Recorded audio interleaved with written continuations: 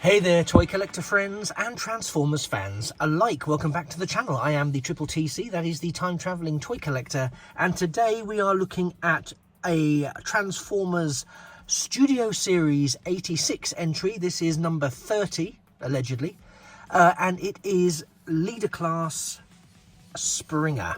And here he is, all out of the packaging, ready to go, because I'm trying to go for more time-saving approaches to these videos. Here is the packaging for those who want to see it. There's the insert. It doesn't have a window per se, but yep, Transformers the movie, Transformers Studio Series 86 number 30. There is Springer being all springery on the front. There he is on the side, giving his big screen handsomeness. Transformers the movie. This side we've got him really going all out in an action pose, and of course the back gives us the prerequisite product shots, and you can see he has a ton of accessories, and there he is with the backdrop that is included, and there is the backdrop that is included along with Springer himself. So I'm going to zoom in a little bit more on Springer so we can get started. And first of all, I just wanted to say, really, you've probably seen a ton of people looking at when he first came out from a review point of view, and for anyone who's new to the channel, this isn't really a review. This is more my appreciation of the toys that I love and loved. Now, Springer wasn't a figure that I originally had as a child. I did have Broadside, but Broadside, funnily enough, was the only triple changing Autobot that I actually had. I didn't have Springer, and I didn't have Sandstorm, who were those were the three that existed in the UK at the point I was growing up. And so just as I was getting into recollecting, and specifically Transformers, I was very taken by, as I think many people were, particularly those, again, new to collecting, with the War for Cybertron range. And so when we got this figure available, I snapped him up. Now again, I don't have an issue with the weathering on him, because he is a battle-hardened warrior. And to be honest, when I was a kid, some of the figures that I had, I would put on my own battle damage, much to the detriment of the long-term sustainability of the figure.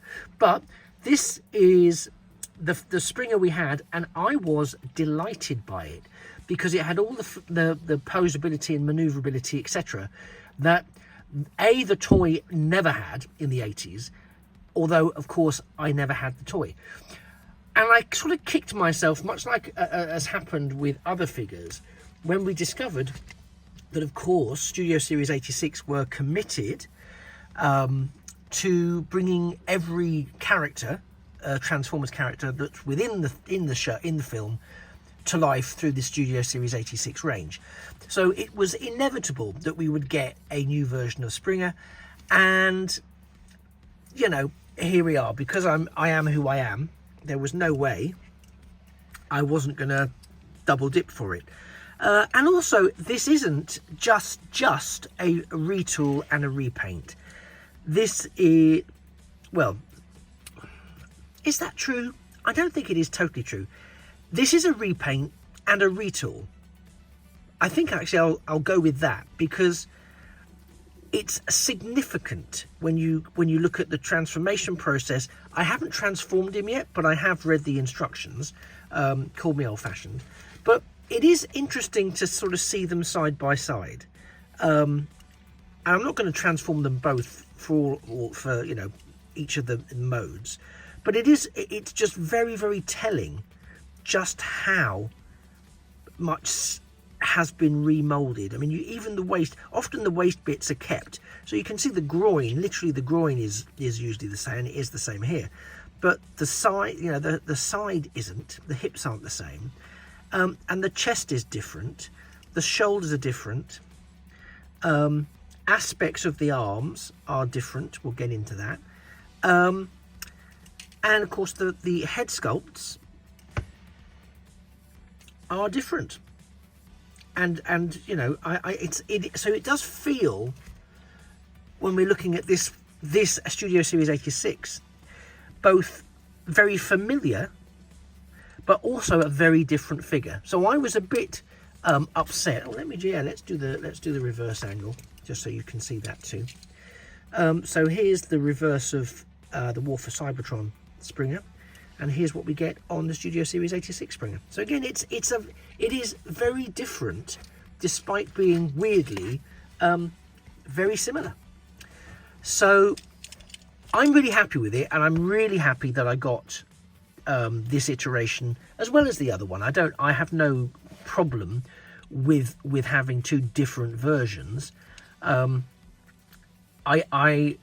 I think my issues with the minor retools or zero retools and just repaints, Galvatron, I'm looking at you, is when it is just that. And for example, we know that we're getting a reissue, in inverted commas, because at this point we don't quite know what the deal is, of Studio Series 86 Perceptor.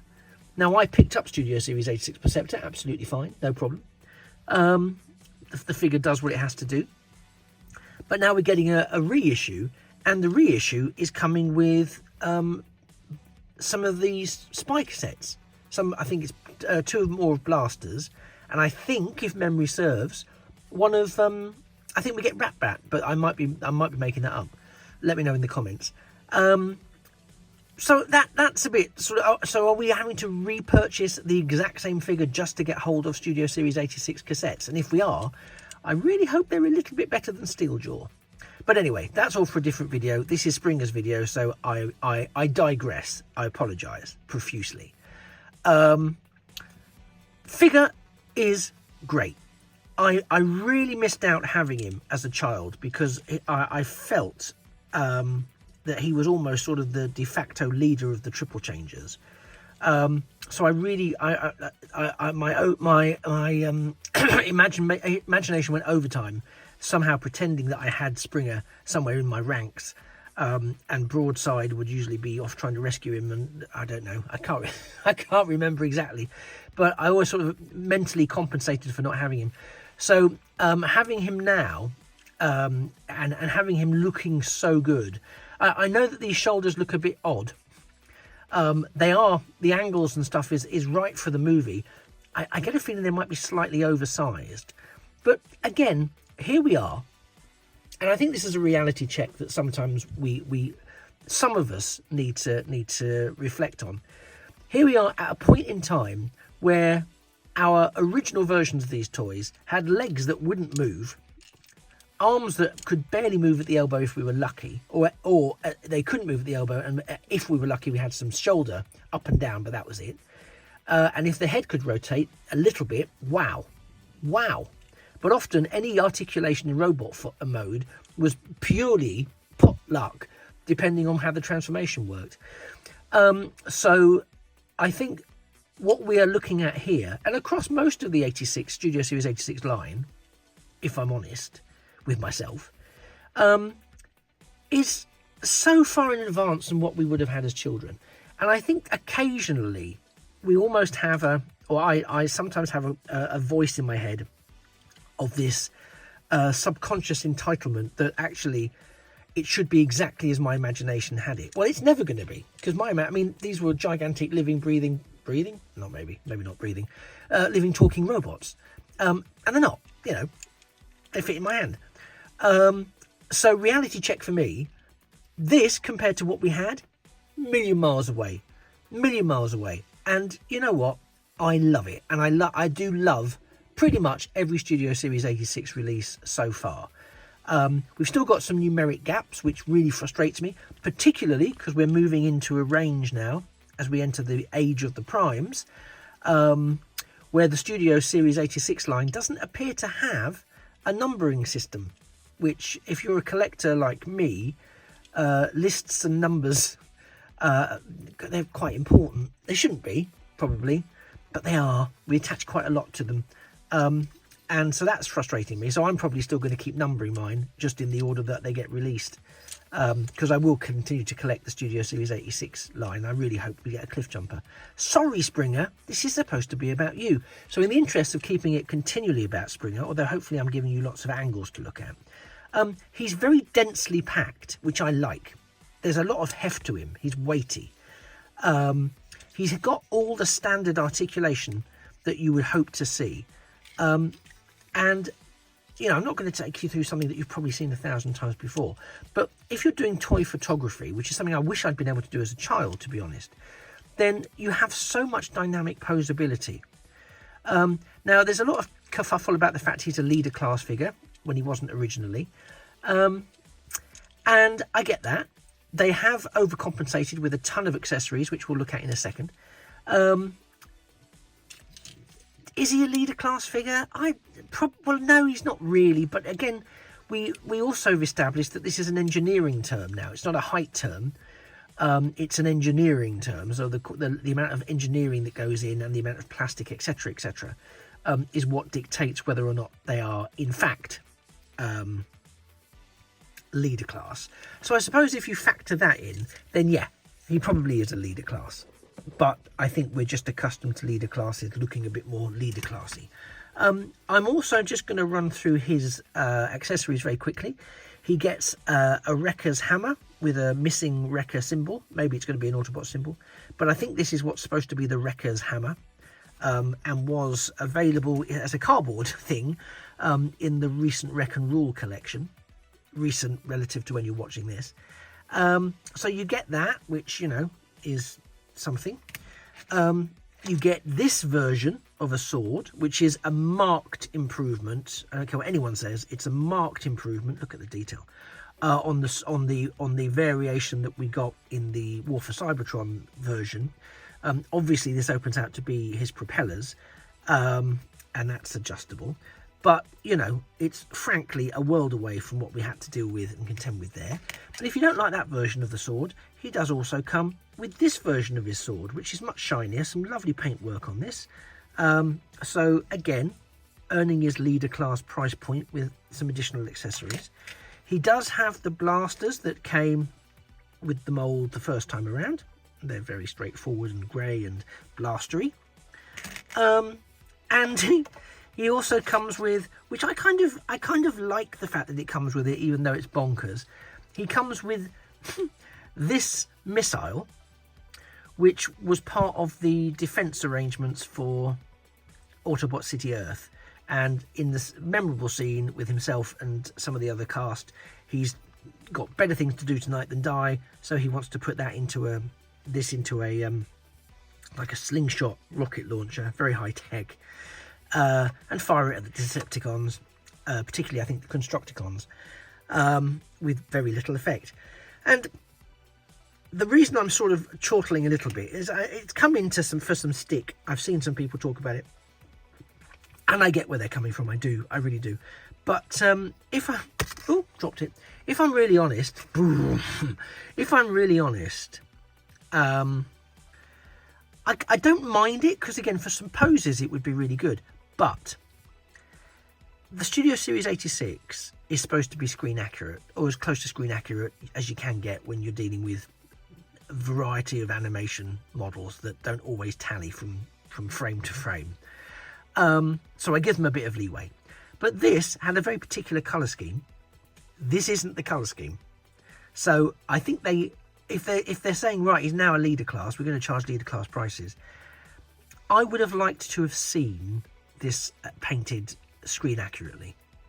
That's my only quibble about the accessories. I love the range of accessories, great. That's my only quibble.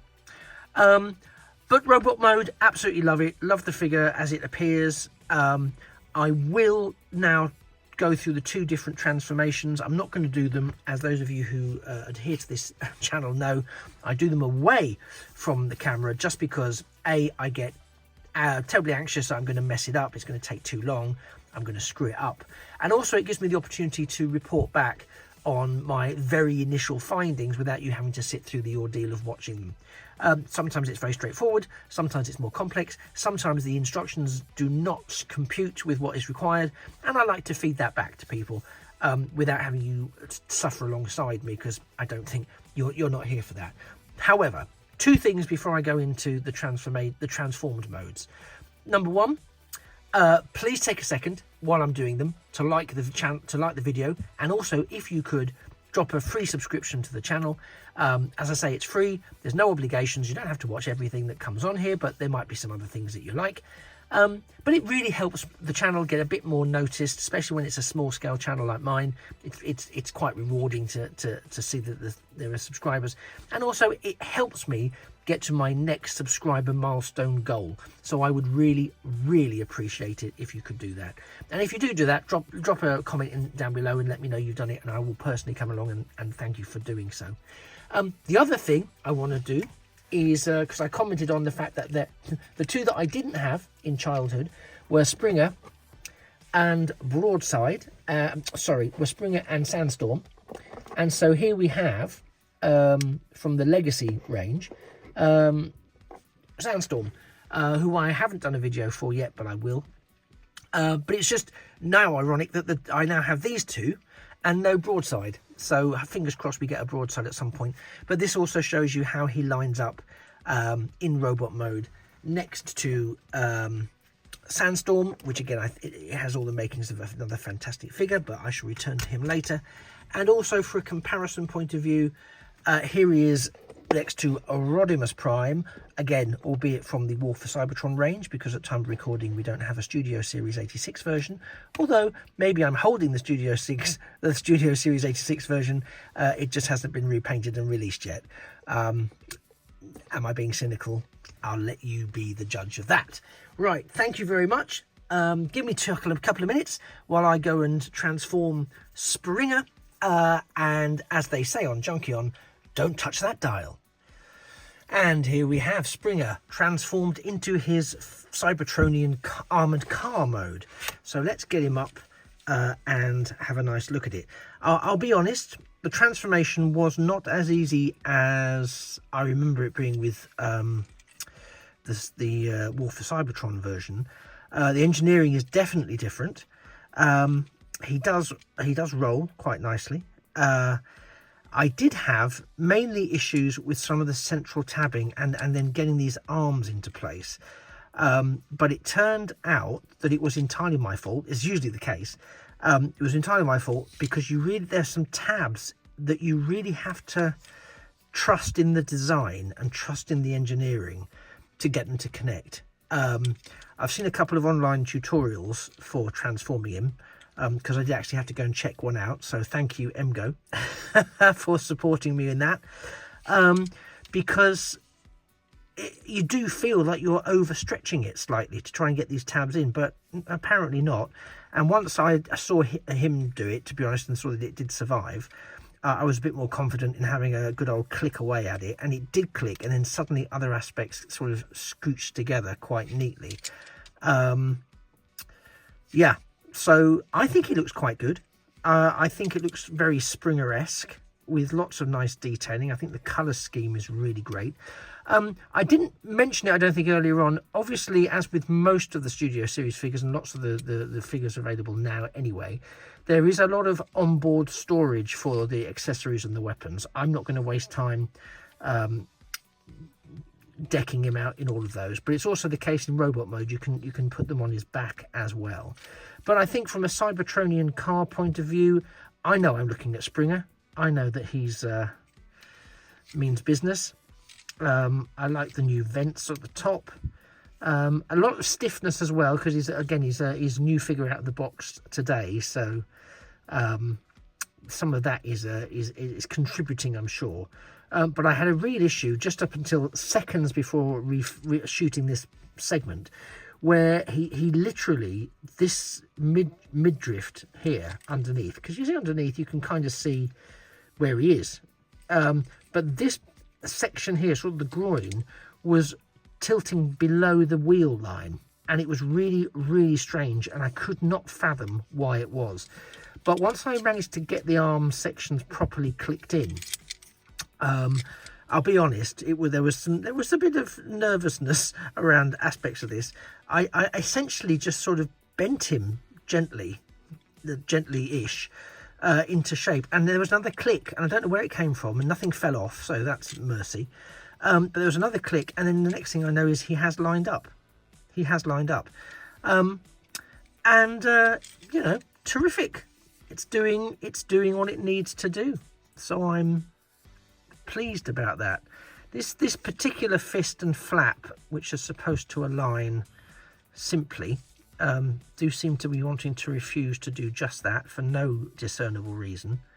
And it is terribly frustrating. I just don't know why it won't. Again, it's probably something. It's almost inevitably something that I'm doing or not doing, but I don't know what it is. But it just isn't straight. And if I try and straighten out, you see that on the flap there,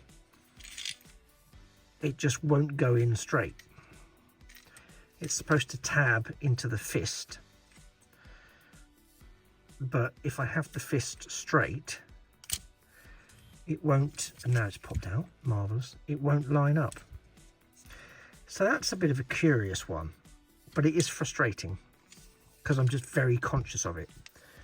And as I say, it doesn't seem to rectify itself if I turn the fist round. I'm a bit disappointed that this kibble sort of is on display whilst I'm in a picky mood now. I would have liked that to be a bit more flush to the front, but actually, that said, it still maintains its robustness. So I'm really happy with that, and I think it still looks excellent. So from armoured car, futuristic Cybertronian car mode, we shall now move into helicopter mode. Don't touch that dial. And here we have Springer now in his helicopter mode. And I've got to be honest, this was a much more successful transformation from my point of view. The rotor doesn't spin around quite as well as I thought it might, but that's fine. It's nice and sturdy. Obviously, you can still see the car that's in there. I do like the difference to the engineering. The surface detailing is great. There's a rear booster there. I really like this. My own nitpick as a design issue is that I would rather these. It would be nice if these we could make these slide forwards just so they cover up that front wheel a little more. But as you can see in this variation, that kibble is completely obscured in helicopter mode, so I'm really happy about that. Shame we couldn't have that quite the same in car mode, but the orientation doesn't allow for that. You can see the underside here, so there's not that much difference.